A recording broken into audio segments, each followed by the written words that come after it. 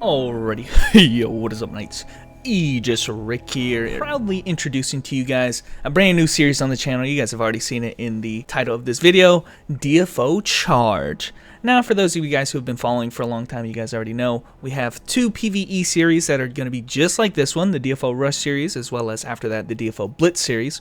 And this will be doing much the same, except here now in 95 cap, which surprisingly so. I have this level cap has been out for about a month. I didn't make an update video. I didn't make anything. I just released a guide video, and now I finally get to talk about this level cap proper. I think I'm going to talk about my opinions on this level cap a lot more in the podcast that I want to do for 95 cap. But suffice it to say, guys, I love Harlem. I love the 95 cap and everything that it has to offer. And in this video, guys, we're going to be playing my main character.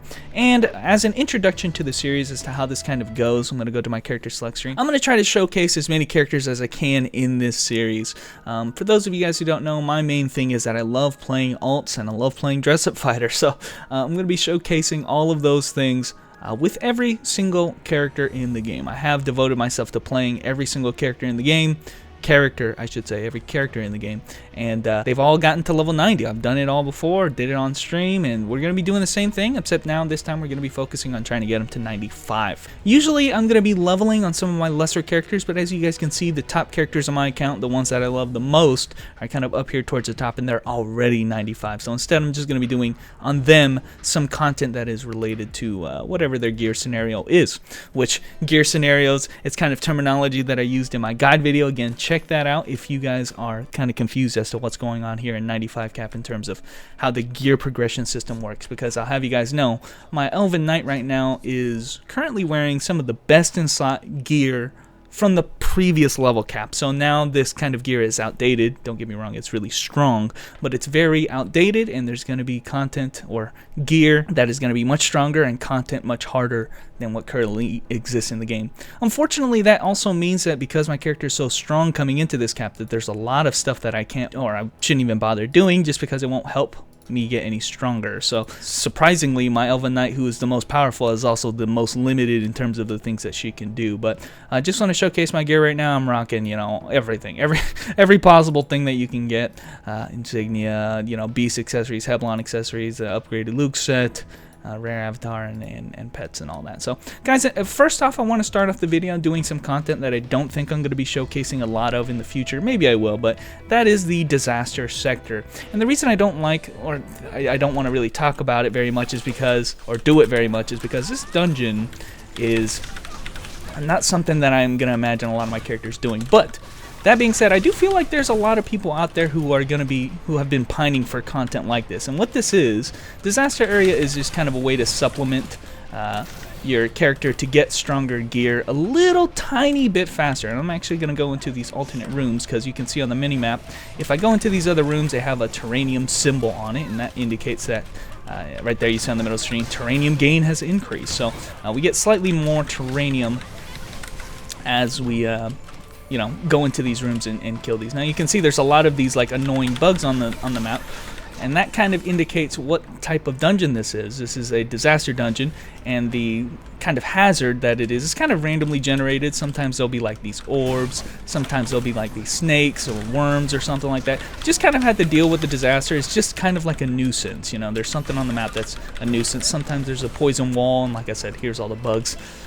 So you're gonna have to deal with some nuisance. You can see on the mini map there's also gonna be these like rocks, these blue rocks here that will reduce the annoyances of these little bugs here, or whatever the disaster is. So it's kind of like a short little gimmicky dungeon. Like I said, it's one of those dungeons that I'm not very happy about doing, just because it takes a little bit of time and the rewards are not all that great. But you should know that the rewards are helping me right now, like my Elven Knight. You know how I said I was locked out of most content? This is content that actually does help my my character, because it's actually rewarding me with Sky Wishes, which I'm going to need to, you know, get the best in slot gear in the game. So this is useful stuff.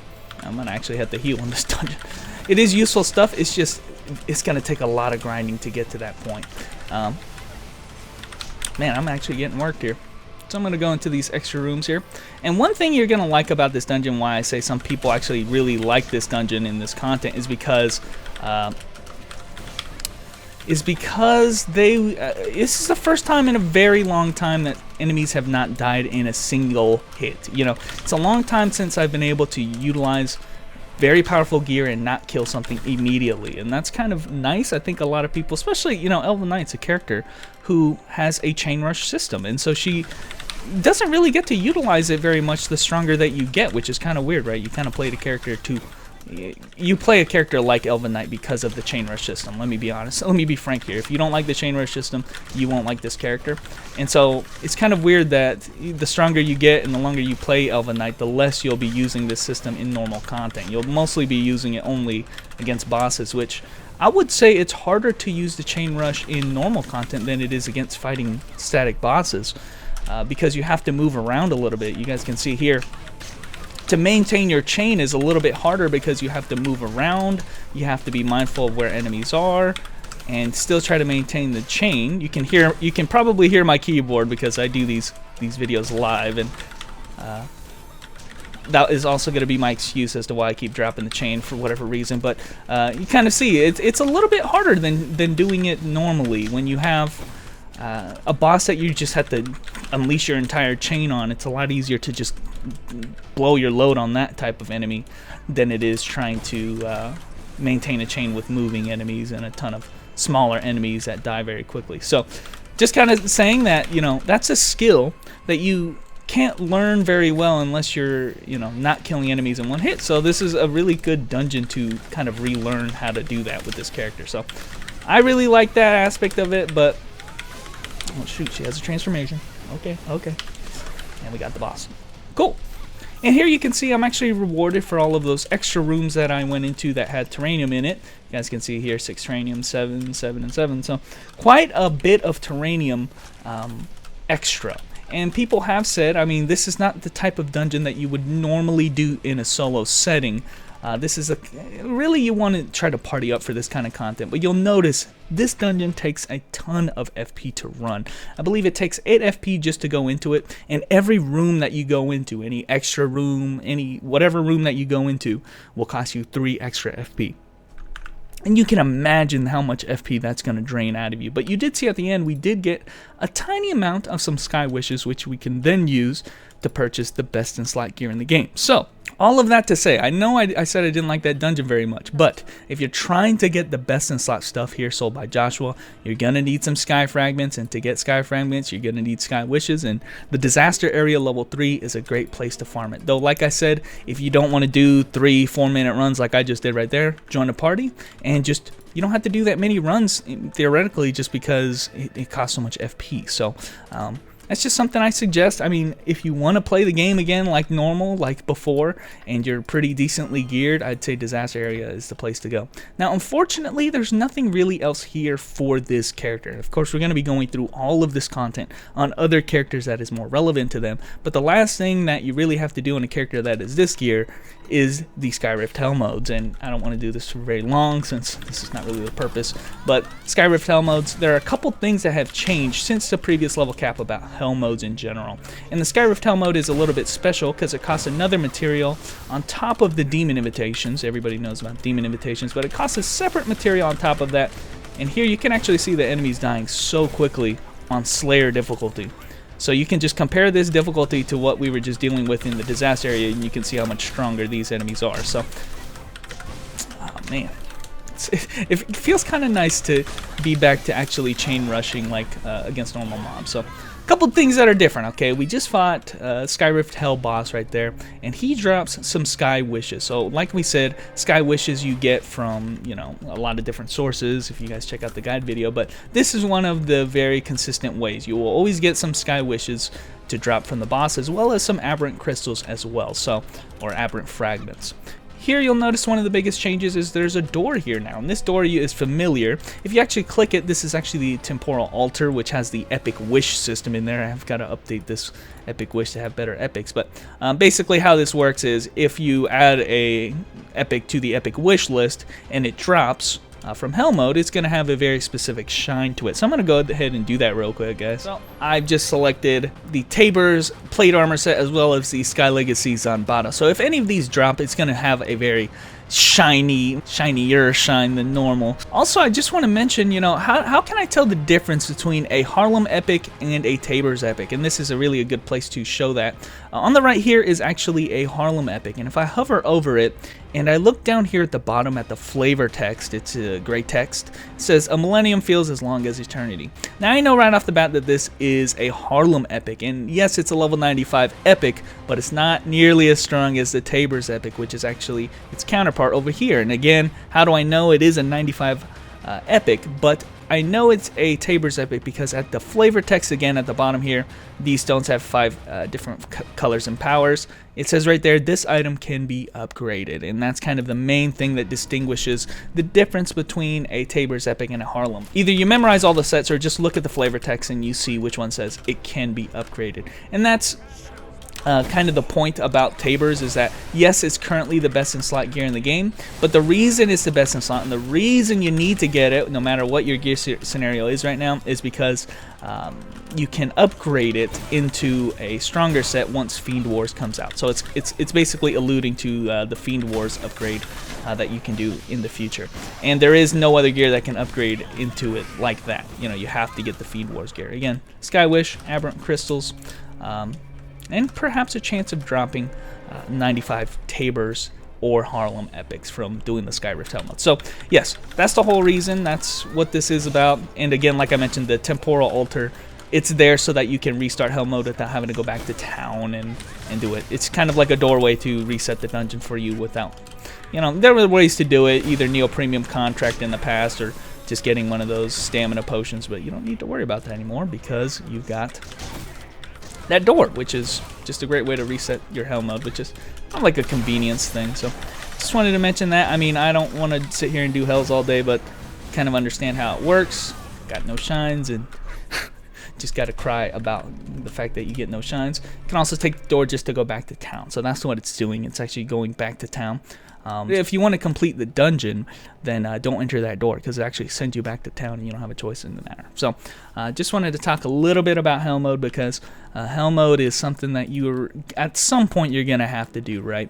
You can't just simply farm everything for your character. You're going to need to get a little bit lucky and do that kind of hell mode grinding to get it. Now, the reason why, and I'm going to talk a lot about this in the future, but the reason why I love this level cap, and it's probably one of the best level caps, it has alluded to me the idea that we have had the worst level cap, or I guess expansion, immediately before this, but once that 95 cap got released, it has become the best, and it's kind of outmoded all of this old stuff. And the coolest thing about hell modes, and why I wanted to talk about it, is because you don't need to get all of the pieces like you did before. Okay, if I wanted to finish this 7 sin set, I needed to get all 5 armor pieces to drop of the metal line set, and that is so disheartening. Say you're like 4 out of 5 and you're just looking for that one last piece.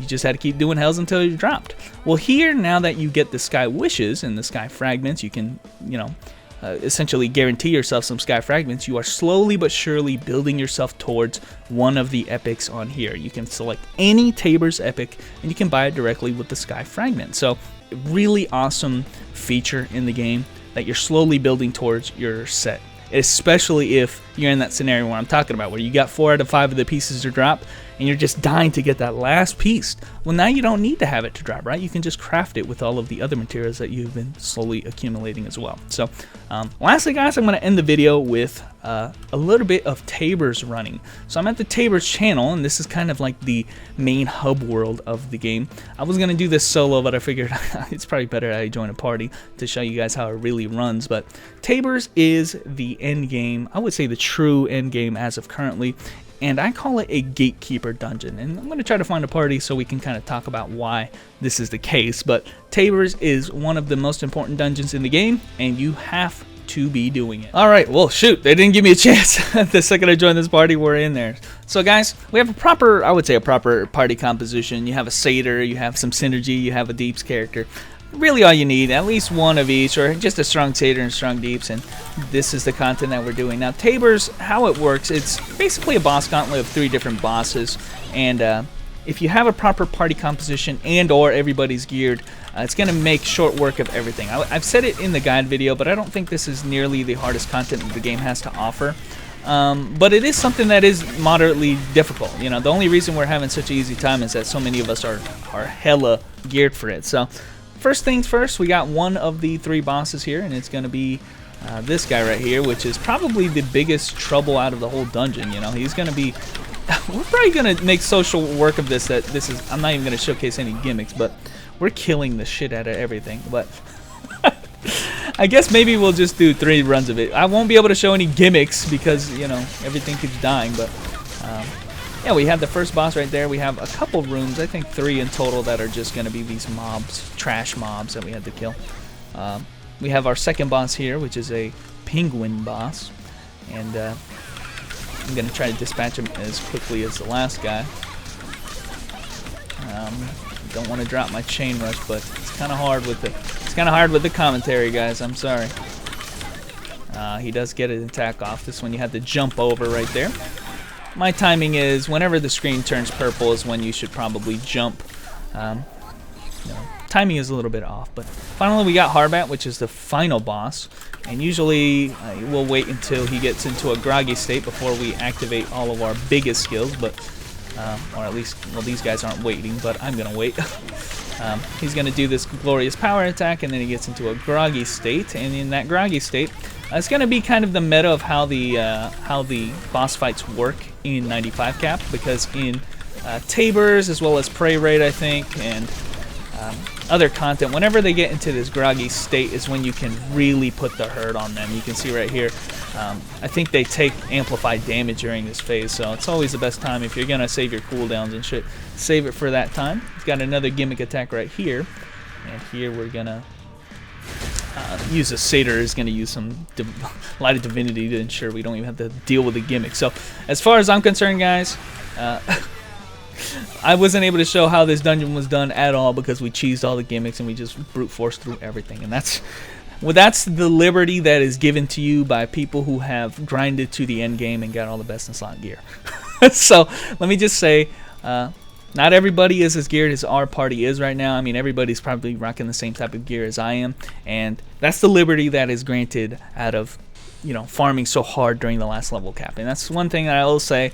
It is a good thing that, you know, if you've been acting in the game, you kind of get rewarded in having really fast Tabers clears. That being said, characters like my Brawler were not nearly as geared as my Elven Knight, and so instead I farmed different sets on them. We'll talk about that when I actually get to those characters, but the sets that I farmed on them are obviously weak, a little bit weaker than this, but it doesn't mean that they're completely unusable in comparison. You know, they're actually quite decent. You got to remember, these are, I'm still talking here about 95 epic, so yeah, they're actually pretty dang strong. So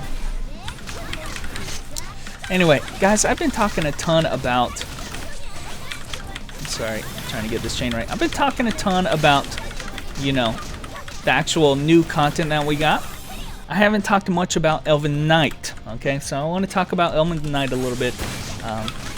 You know, I kind of always take it for granted that Elven Knight is my main, and I figure everybody already knows about Elven Knight and I don't have to talk about it. But I don't actually talk about my main all that much. I don't talk about Elven Knight. I don't talk about what I really love about Elven Knight. I don't think I talk about her enough, honestly. And I love Elven Knight. Elven Knight's an awesome character. As you guys can see, she has a little bit of a gimmick to her, and it's not a little gimmick to some people. It's the main appeal of the class, honestly. Oh shit, I totally missed that chain finish.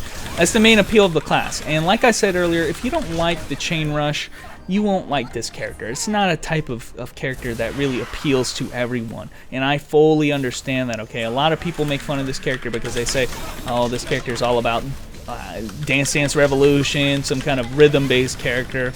And it is a rhythm-based character, I mean, but there's no randomness to it. It's all about, you know, flow and muscle memory, really. So if you're not about that, if you don't care about any of that, oh god, I forgot to use my awakenings here. If you're not about that life, you don't really care about chaining skills together in a rhythmic fashion, timing your skills, and you just want to get your skills off, then this character's not for you, I'll be honest with you. So that being said, if you want a little bit more challenge in being able to do damage, this is the perfect type of character for that, because what it does is allow you to earn your damage, earn your stripes. That's kind of the nice thing about it. I know a lot of people love complaining about that, like, man, you have to play this character well to even do damage. I mean, shouldn't that be the case? It really should be the case that you should play well and not, you know, and earn your damage a little bit. And that's what this character does. That's kind of the main appeal about it, is the chain rush system. Some people say this character's too gimmicky for people not to like it. Well, on the contrary, the people that do like it, it's the only reason that they play a character like this, right? It's nice to have characters that are a little bit different from the norm, and I would put Elven Knight. I know I love Knights, and I know I'm hella biased on this. I would put Elven Knight as the chief character in the game because of it. The premier character for a different experience to DFO. If you want to play the game a little bit differently than your standard character, then Elven Knight's going to be the one for you. Then again, I already told you guys that not everybody really likes the chain rush gimmick. So if you don't, then there are a lot of other characters that have gimmicks that aren't nearly as, you know, I would say debilitating, because you know, in one of the next videos here coming shortly, I'm going to talk about my monk. You know, I'm going to do a monk video, and my monk is one of those characters that, yes, he's very unique, but you can kind of get by not having to play him like, you know, crazy. You don't have to use all of the skills that he has and do that. Not the case with Elven Knight. Okay, if you don't like the chain rush and you want to try to do something else, you can't. You cannot do anything else but chain rush on this character. So there's no sidestepping the issue. So, you know, that's kind of what I'm saying here. You either love it or you ignore it. Don't try to force it. Don't try to change this character, because trust me, the characters, or the people that play this character, love it. Love the system, love that they have to earn their damage, love that the timing is involved, and you get to the point where you're at, or where I'm at, where, oh shit, jumped too early, where I can do a full commentary and not really think about the actual chain rush. I'm doing this live, I'm not kidding. I'm doing a full commentary, doing some hard content in the game, and I'm not even thinking about chain rush. So you kind of get to that point where it's just something that's natural, and you really want to get to that point with your Elven Knight when you play it, because, I mean, that's how easy it is for me now, right? It's not even an issue anymore. But I do like the fact that, hey, if I'm having a bad day, that also means I'm having a bad day in damage. I'm not doing any damage because of it, which that should be the case, man. Sometimes you have a bad day. You shouldn't have to hit the same rotation of skills and do the same amount of damage no matter what, right? You have to earn it a little bit in this game, and I feel like that's something Elven Knight gives. So, talked a little bit about why I love chain rush. If you don't like it, well, by all means, Zura's out there or something like that. But anyway, guys, this is the last run. Tabers is something that you can do 3 times a day and 6 times a week. So I'll be able to do this tomorrow or whatever. And there is no like daily set days that you have to do it. But you know, just do it whenever you're available and take a few minutes to sit down and join a party and do Tabers. Because let me tell you, what we have been getting, guys, is a ton of these sky fragments, which we have been getting some sky wishes by doing that other content. But sky fragments are the full piece. It's the one sky fragment is equivalent to 10 sky wishes, and we just got 90 today. So, oops, I forgot to leave the party. So we just got 90 today. In total, I have 800, so I can buy myself a best in slot Tabers Epic and be completely on my way towards gearing my character up a little bit stronger. So, of course, I'm not going to get any of these pieces yet until I get more pieces to drop outright for me in Hell mode, and then I'll, like I said, finish off my sets once that happens. But anyway, guys, thanks for watching. Hopefully I was able to show off some end-game content on this character and at least kind of explain why I like EK a little bit. Hopefully dissuade some of you guys who are the detractors who say this character's all gimmicky and nobody likes gimmicky characters. Like I say, the only people that like this character are the ones who love the gimmicks that it has. There's no other reason to play this character, and there's a reason why we play this character over other characters. So it is kind of an exclusive club, but again, if you play it and you like it, then you really can't go back to any other class. But anyway, guys, thanks for watching. We won't be able to show most of this content off on my other characters because they're not nearly as strong, but just wanted to showcase that in this video, and hopefully those of you guys who are ready to do this kind of content, you guys are doing it ASAP because Tabers is that important. But anyway, guys, thanks for watching, and I will catch you nights later.